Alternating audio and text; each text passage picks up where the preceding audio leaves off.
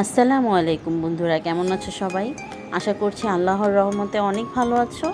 আমিও আলহামদুলিল্লাহ অনেক ভালো আছি। তো আজকে চলে আসছি কিছু সবজি দেখাতে। আমার বাসায় সবসময় করলা খাওয়া হয়, তাই করলা আর এখানে কাঁচা টমেটো। এই কাঁচা টমেটোটা এখন দুর্লভ, খুব কমই পাওয়া যাচ্ছে। বাট কাঁচা টমেটো ভাজি আমার কাছে অনেক ভালো লাগে, তাই নিয়ে এসেছি কিনে। আর এখানে এই বেগুনটা কার কার পছন্দ? আমার লম্বা বেগুনের থেকে এই ছোট বেগুনটা ভাজা বা তরকারি খেতে অনেক ভালো লাগে। তো এখানে আমি আলু আর বেগুন কেটে নিয়েছি, এটা কেটে বেছে ধুয়ে নিয়েছি।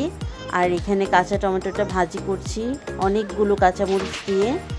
আর এখানে টমেটো, পেঁয়াজ, কাঁচামরিচ কুচি করে নিয়েছি, তো মাছ দিয়ে রান্না করব বলে। তো এই ছিল আমার রান্নার রেসিপি বা মেনুগুলো। এগুলো আমি দুপুরে খেয়েছি। তো সবার কাছে কাঁচা টমেটো ভাজি খেতে বা কাঁচা টমেটো দিয়ে সালাদ খেতে কেমন লাগে কমেন্টস করে জানাও। কেমন?